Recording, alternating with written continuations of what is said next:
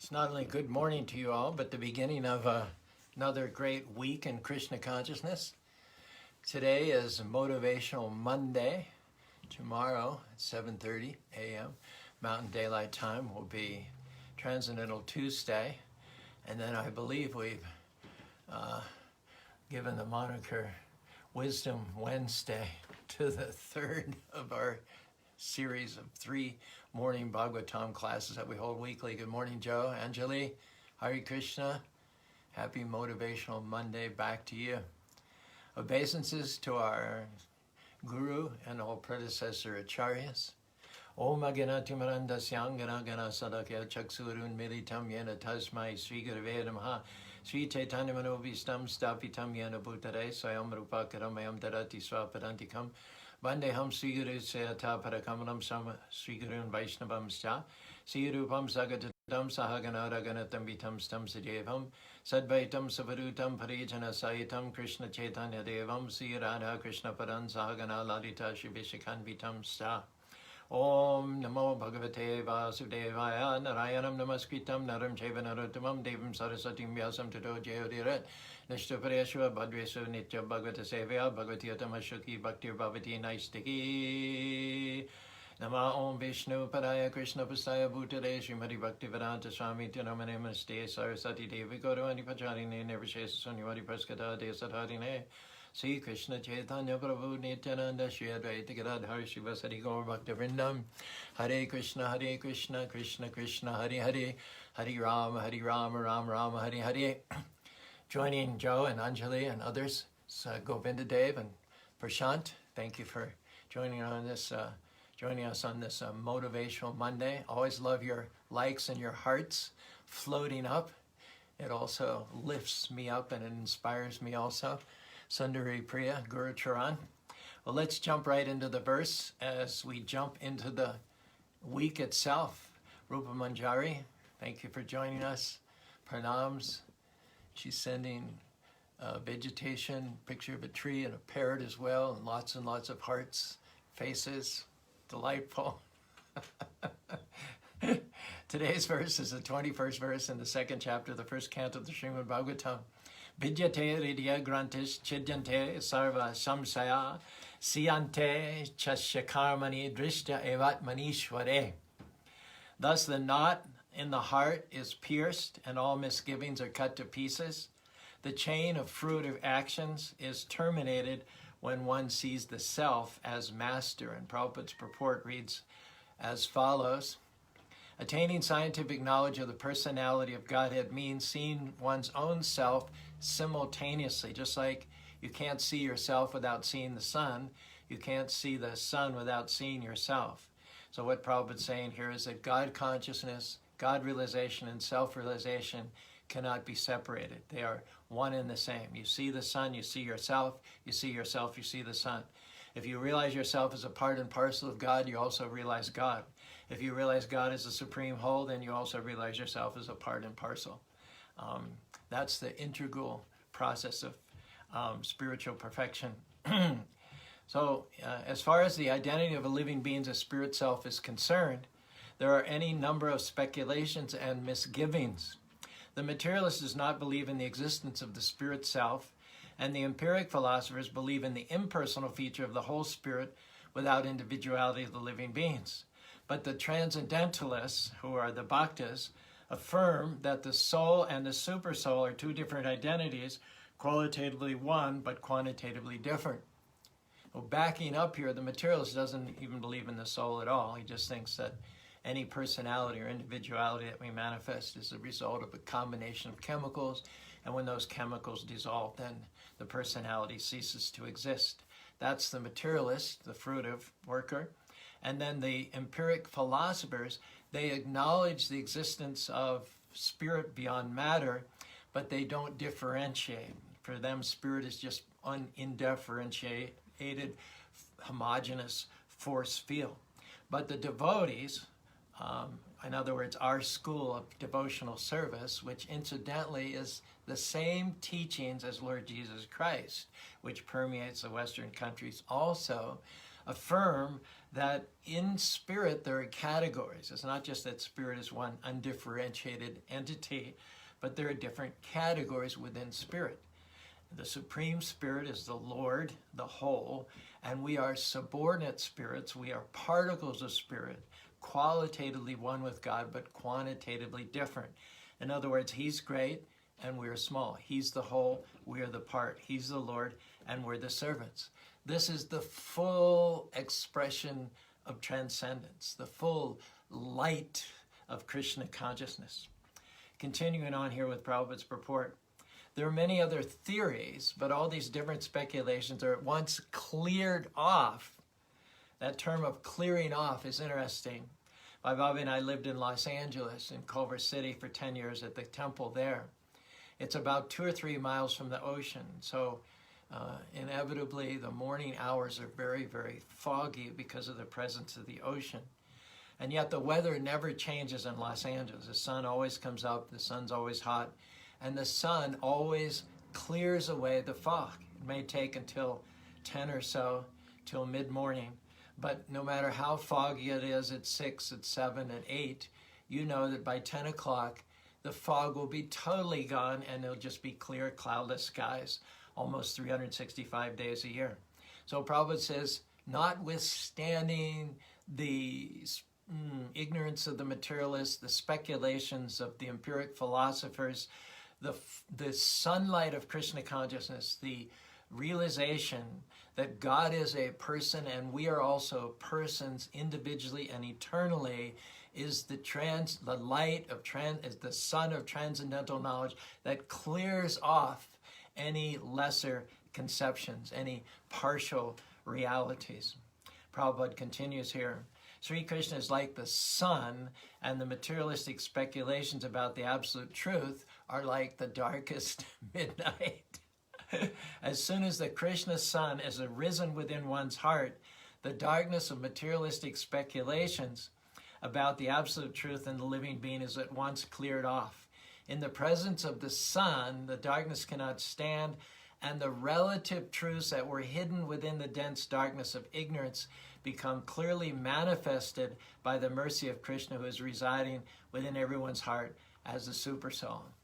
That's the first paragraph of Prabhupada's purport.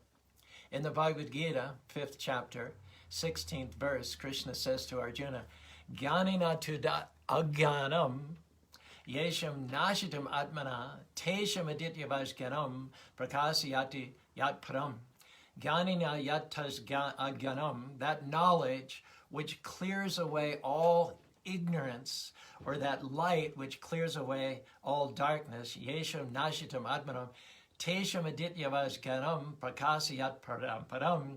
By its very definition, that sun-like knowledge which clears away all ignorance illuminates everything as the sun lights up everything during the daytime. Prabhupada says that even though a person may be in knowledge that he is not the body and is transcendental to the body, he may still not be able to discriminate between the soul and the supersoul.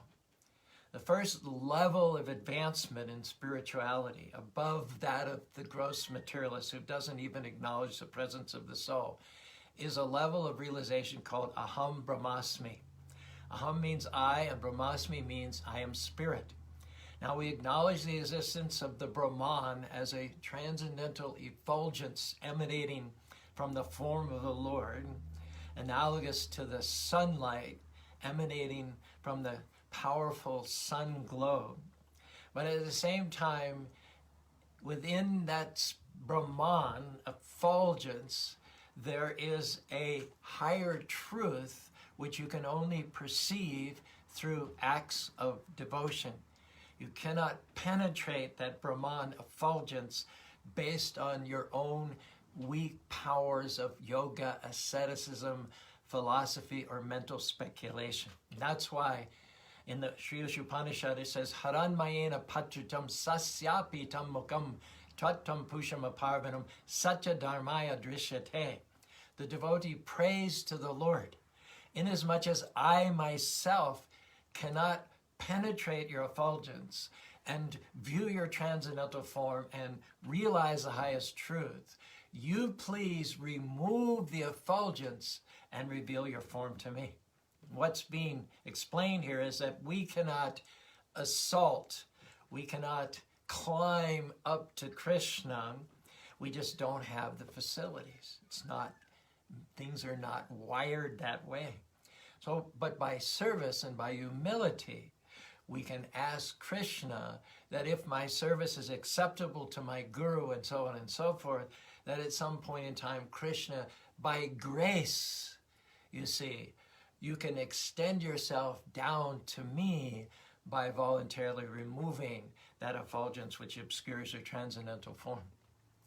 The empiric speculators calculate this way, using a certain form of logic. For instance, if A is B and C is B, then A has to equal C. So we say, I am spirit, God is spirit. And then the empiric speculators, they conclude that, that I am spirit, God is spirit, and then they conclude that I am God. Because God's spirit and I'm spirit, we have a sameness, we have a oneness. Therefore, we must be one, that I must be God and God must be me. What they're missing out is that within spirit there are categories. This is the sun of Krishna conscious knowledge, which clears away darkness. Take, for instance, this example. The president is an American, and I'm also an American. Okay? So the president is B, and I am also B, which is Americanism. But that does not mean that because the president is American and I'm American, that I'm the president. Why not? Because there are categories within that broad, element, that broad category of Americanism. There are categories. There are more or less powerful Americans. So I cannot be the supremely powerful American that lives in the White House, that rides in a plane that's called Air Force One. In the Bhagavad Gita, right in the beginning, Krishna states, Natu ivatma jatu nasham nittam nema nichayvana vivisimi sarvabhayamata param. If you think that the individuality is just as a result of a combination of material elements, or if you think that the individuality is spirit, but ultimately non-differentiated spirit, who will at the time of liberation merge and become one and lose one's personality in the greater effulgence of the Lord, in this verse, Krishna establishes that spirit is eternally separated from him. He says, never was there a time when I, as the Supreme Personality of Godhead, did not exist, nor was there a time when you nor all these kings exist. So in this verse, right in the beginning of the Gita, Krishna is affirming his eternal individuality, and he's also establishing the eternal individuality of the living being, saying that we have been individuals in the past, we are individuals at present, and we will continue to be individuals in the future, even after liberation. The example is given that in the pitch darkness, everything seems to have merged. In the darkness at midnight, everything seems to be one. But when the sun comes up, we see everything in detail, in specifics, in categories. We see the real identity of things emerge. Similarly, in the darkness of materialism and in the darkness of empirical speculation, one sees everything as one, but that's because you're in darkness. But when the sun of Krishna consciousness arises, you see everything in detail, in individuality, and in specifics. Everything becomes clear. However, if you opt for materialism, the non-existence of the soul, or if you throw in with the speculators, then you're never going to see things as they are. Naham prakashi sarvasha yoga maya samanvita. Without that attitude of submission and devotion, without approaching those who are bona fidely engaged in the service of the Lord, you're going to be prohibited from penetrating the effulgence of the Lord, from seeing the transcendental form of the Lord by something called Yoga Maya. Naham Prakasha Sarvasha. For those who are in the darkness of ignorance and the darkness of speculation, the real truth about Krishna consciousness, the real specifics about transcendental reality always remain elusive and hidden. The conclusion is that identity with individuality in spiritual life is real transcendental knowledge.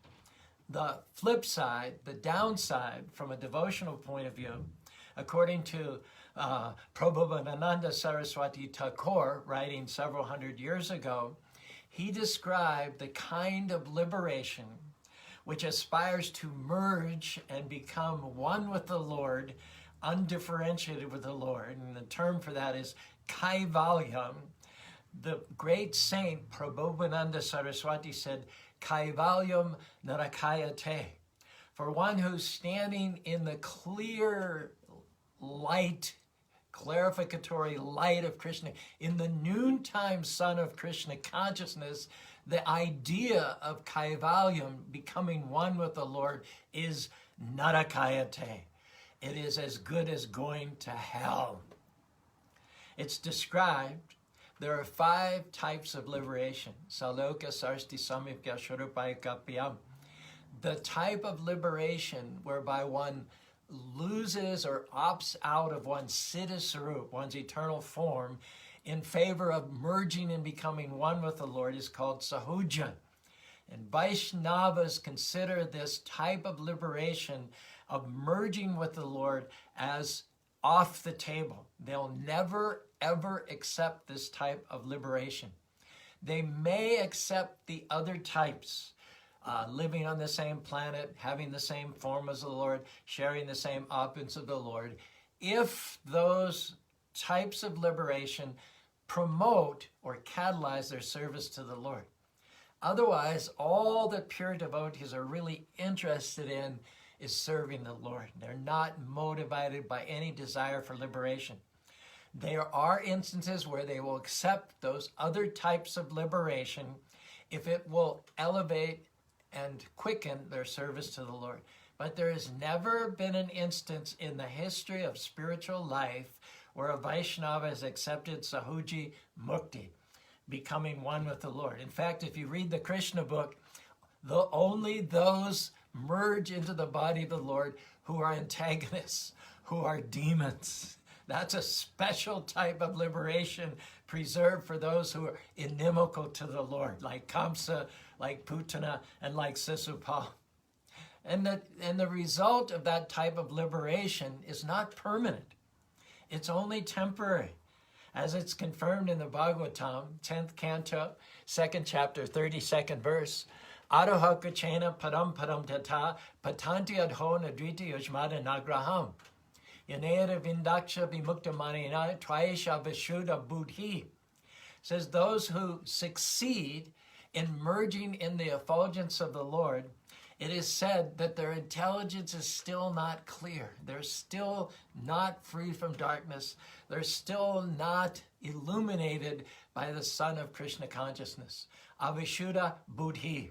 Their intelligence is still tainted. Their intelligence is still covered by shadows.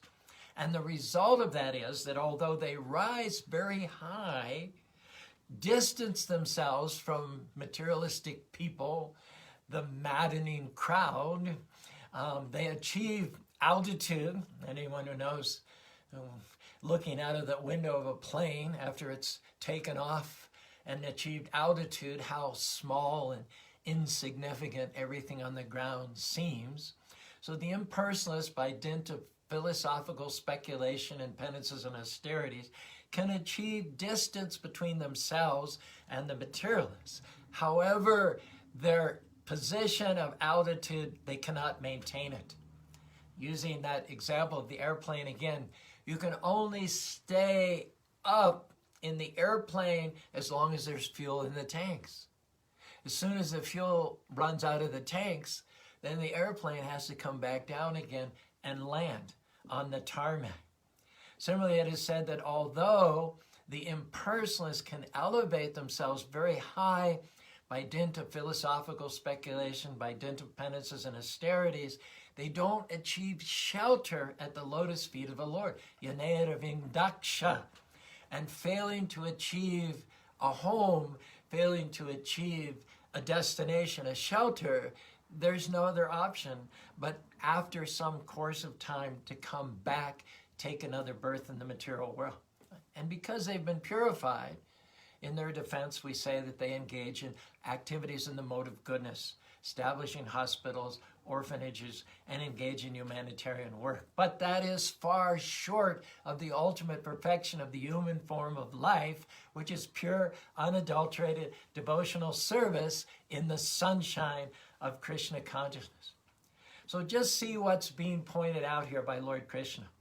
In the 12th chapter, 5th verse of the Bhagavad Gita, when Arjuna asked Krishna right out, which is better, to worship the Lord in his impersonal feature or to worship the Lord in his personal feature? There it is, right on the table.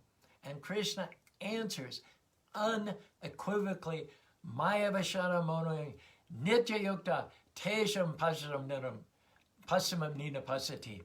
Klesho Dikadaras Tesham Avyakta Chedachedam Avyakta Hir Gatir Gatam Dehabhadvyar Bapyate. Krishna says flat out, those who meditate upon me and my transcendental form are standing in the full sun of transcendental knowledge, and they will come and live with me eternally. The result, on the other hand, of following the impersonalistic monistic path, Krishna also mentions that. Klesha dikadaras tesham avyakta shakta chedisham. Avyakta means in my unmanifested form.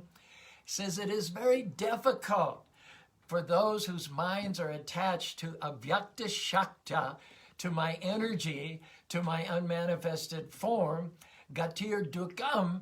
It is very difficult for them to make progress in that discipline because there's nothing to focus on. There's nothing to meditate upon. There's no destination in mind. So consider the two paths.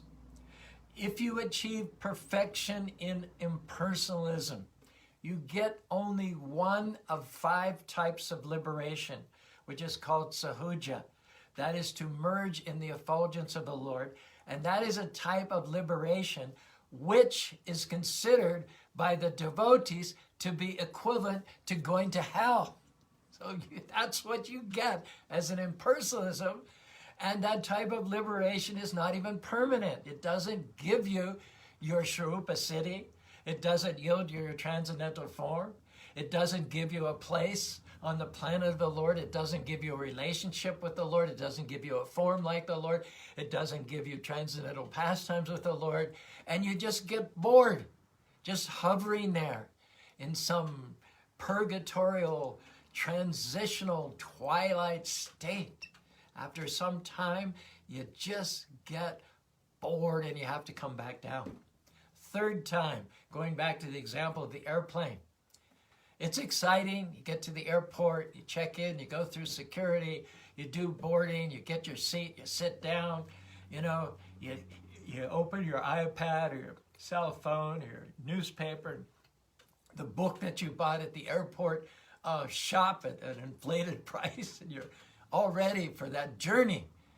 But you get up there in the atmosphere and 1 hour goes by, an hour and a half, and you're starting to get a pain in your lower back, and you're figuring out how you can get from the window aisle out to the center aisle so you can relieve your bladder, and your legs are stiff, and no matter how you shift yourself, you're always uncomfortable. There's not enough leg room. Eventually, you 2-3 hours, you can't wait to get out of that canister. You can't wait to get out of that cigar box and stop breathing that tainted, canned air and get back and get your feet on terra firma. So it says the best you can do as an impersonalist, the process is troublesome, a lot of philosophical inquiry, which is dry, a lot of austerities, which are dry, a lot of speculation, which are dry, And if you achieve all that there is to be achieved through those disciplines, you just get to bore yourself to death. You go high, but you don't achieve shelter, and so therefore you have to come back down again. So that's all that can be said of the monistic, the impersonalistic aspirations. Now, let's turn to devotional service. Let's turn to bhakti. Wow, what a difference.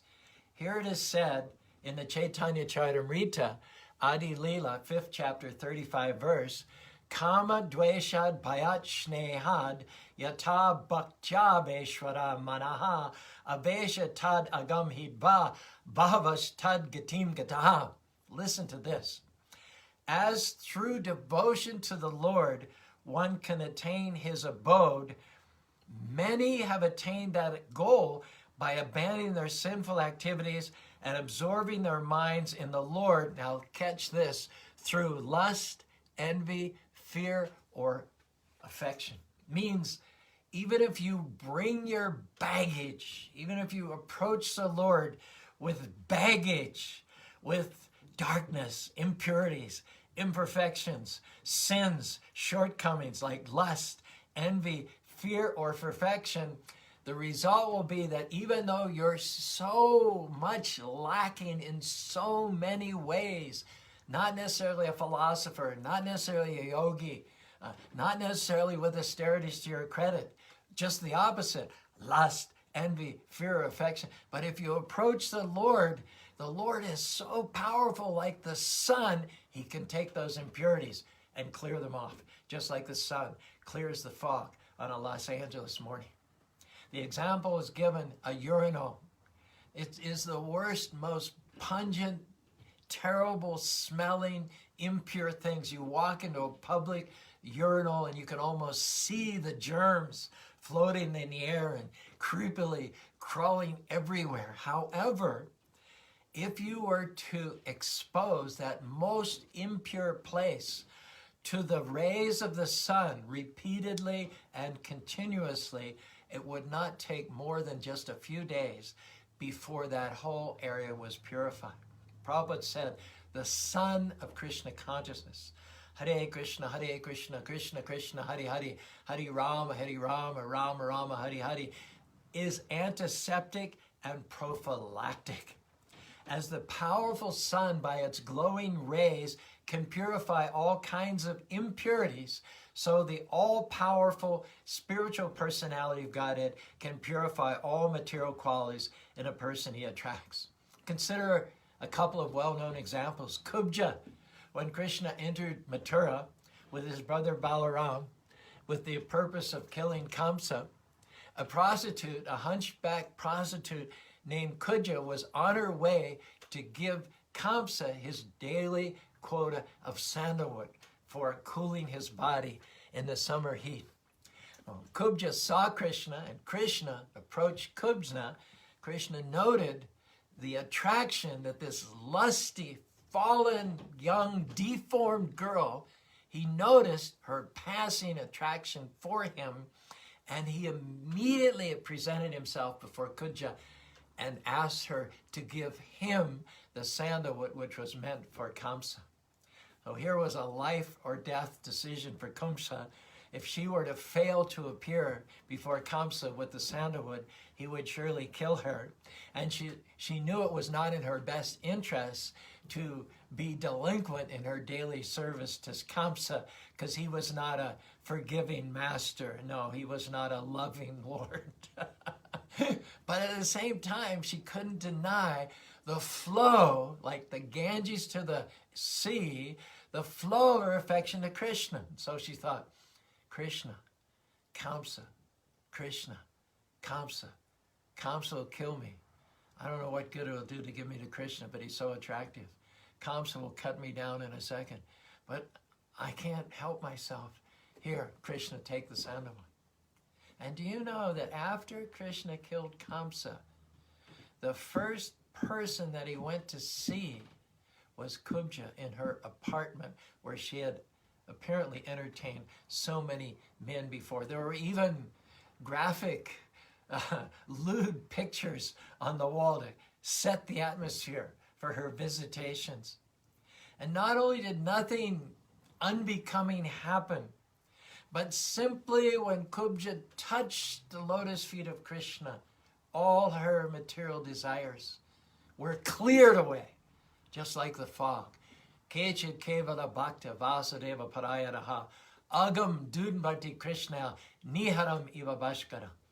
Contacting Krishna, it doesn't matter what you bring with you, what baggage you appear carrying in front of Krishna.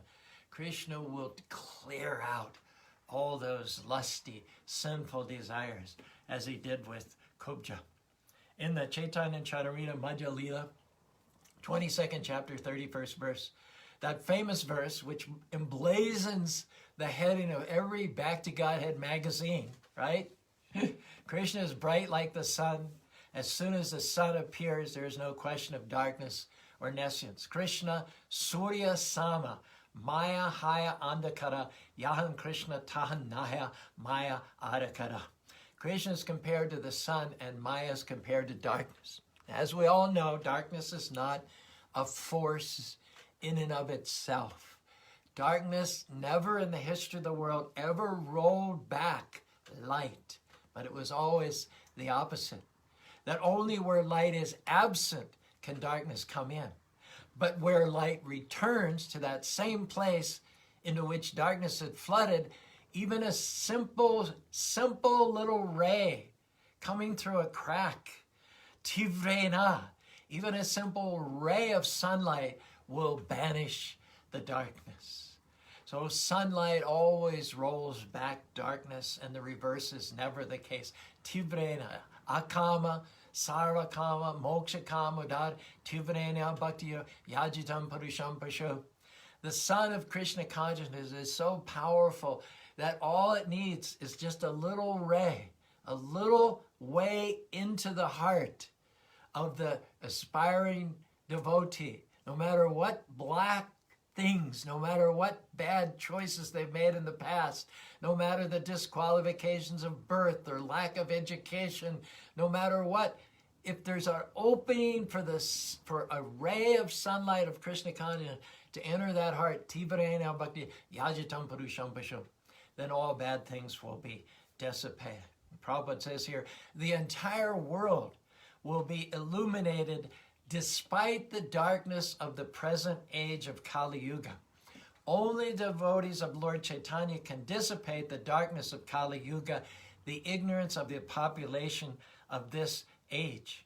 Therefore, we wish that all the devotees of the Krishna conscious movement may reflect the Supreme Sun and thus dissipate the darkness of the material world. Lord Chaitanya is said to be giving moon-like rays to the suffering population of Kali Yuga.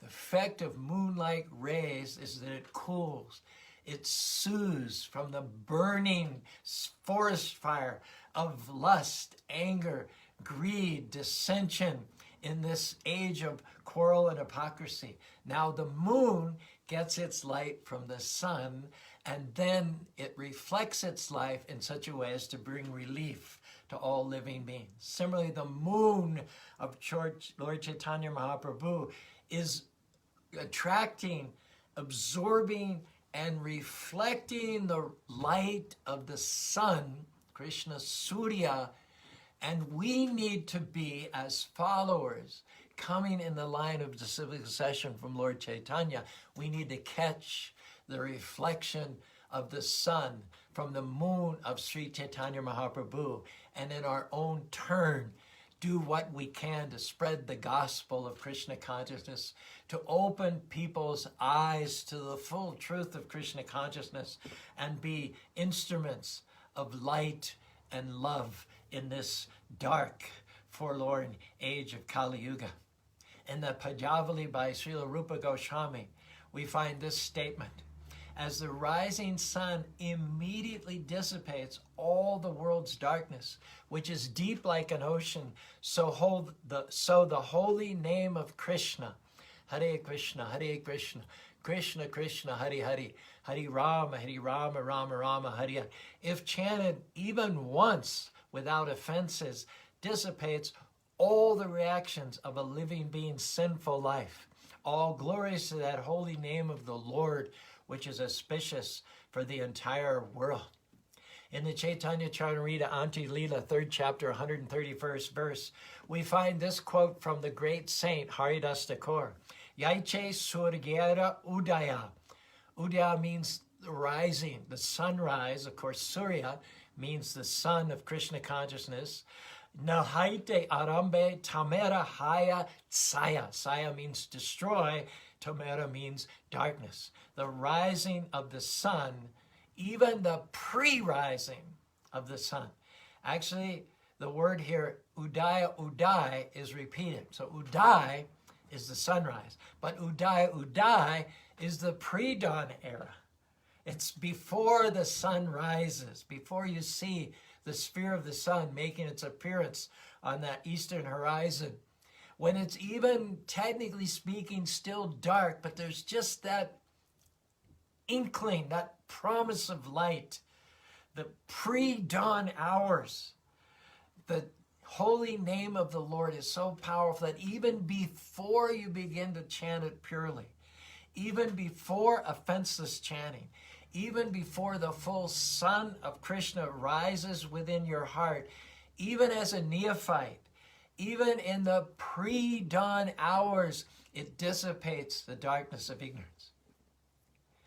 2, 3, 1 o'clock in the morning, you don't want to go abroad because there may be thieves, there may be snakes, there may be ghosts traveling here and there in the night, what goes bump in the night. But by 4:30, 5 o'clock, even in a winter's day, there begins to be that softening. It's still dark, but it's soft now. And you're starting to see distinctions, specifics, and details. At that time, yeah, go for an early morning walk, go for a dip in a river, go for a run, keep your iPod with you and listen to good kirtans and bhajans and Krishna messages without any fear, even in the pre-dawn hours. So similarly, Haridas Thakur says, even in the beginning, neophyte, preliminary stages of Krishna consciousness, all unwanted things begin to be cleared away. So powerful is devotional service. If you review the perfection of monism, impersonalism, very difficult, very dry, and when you get to be a perfect monist, you only get that type of liberation, which is considered by the devotees to be another version of hell, and you can't even stay there. You have to come back down, take another birth, and start all over again.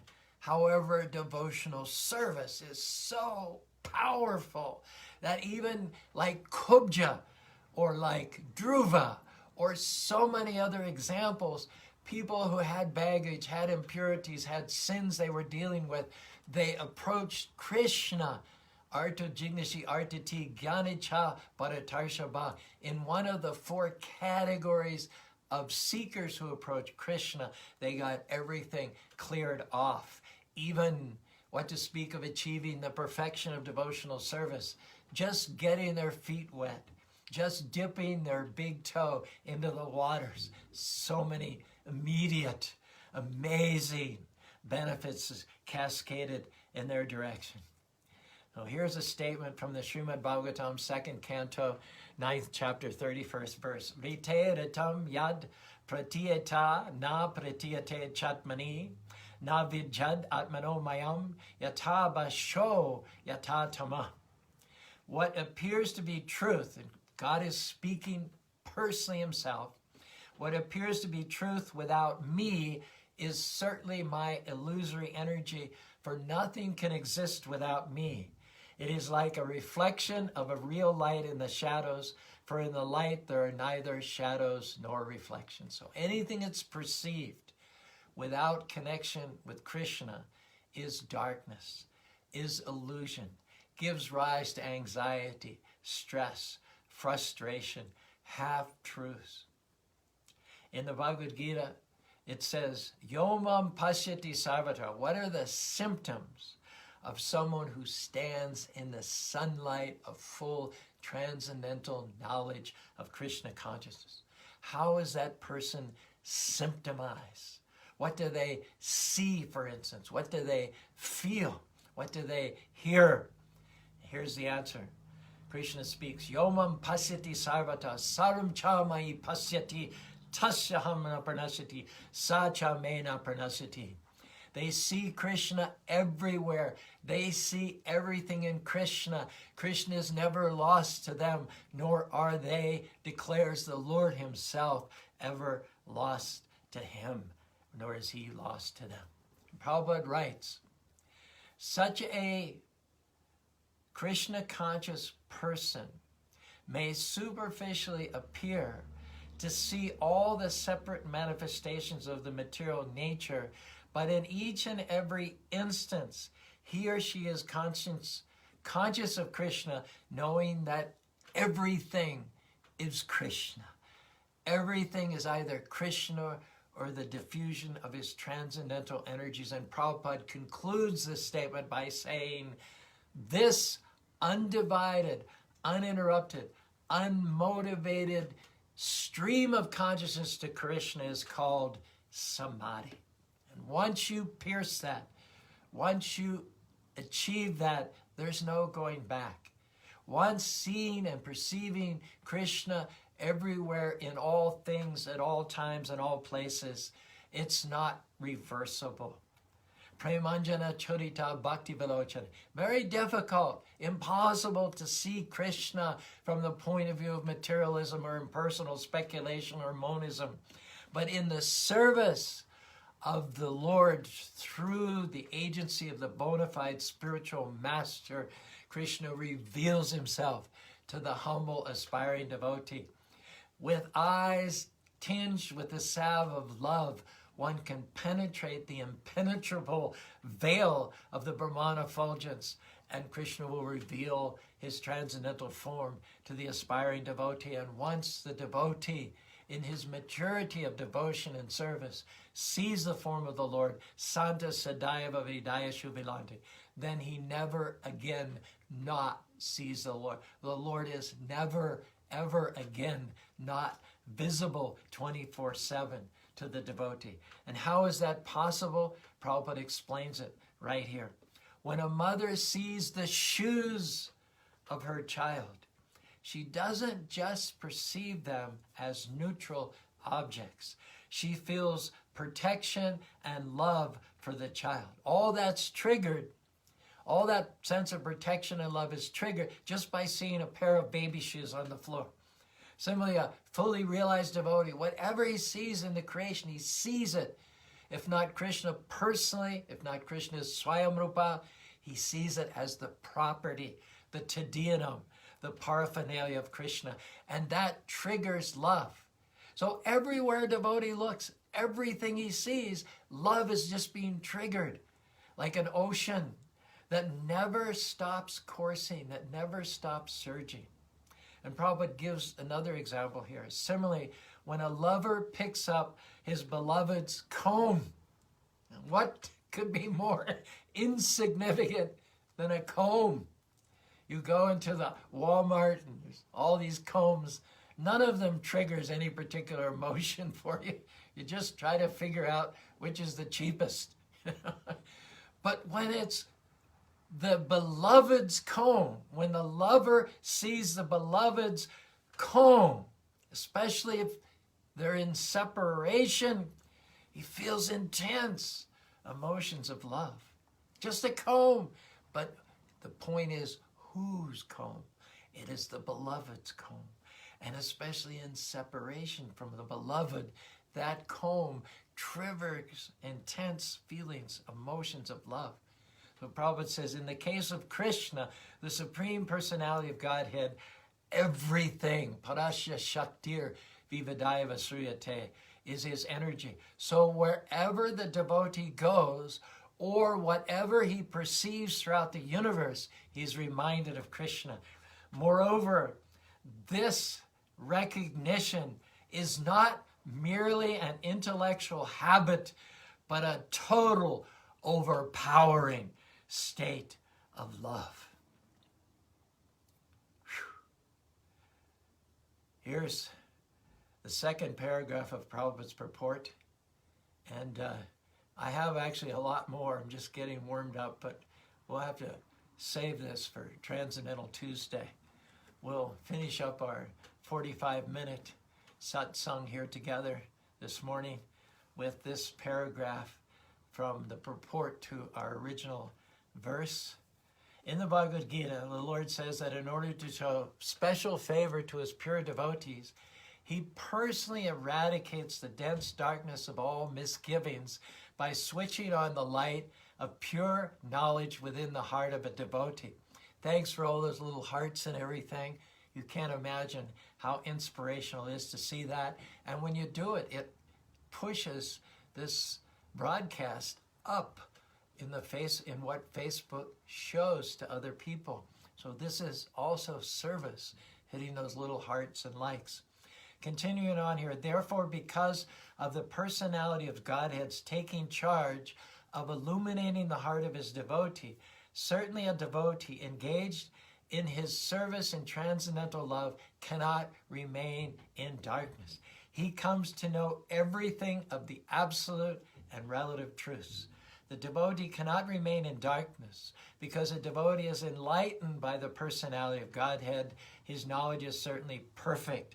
It is not the case for those who speculate on the absolute truth by dint of their own limited power of approach. Perfect knowledge is called parampara, or deductive knowledge coming down from the authority to the submissive oral receiver who is bona fide by service and surrender. One cannot challenge the authority of the Supreme and know him also at the same time. He reserves the right of not being exposed to such a challenging spirit of an insignificant spark of the whole, a spark subjected to the control of illusory energy. The devotees are submissive, and therefore the transcendental knowledge descends from the personality of Godhead to Brahma, and from Brahma to his sons and disciples in succession. This process is helped by the supersoul within the heart of such devotees. That is the perfect way of learning transcendental knowledge.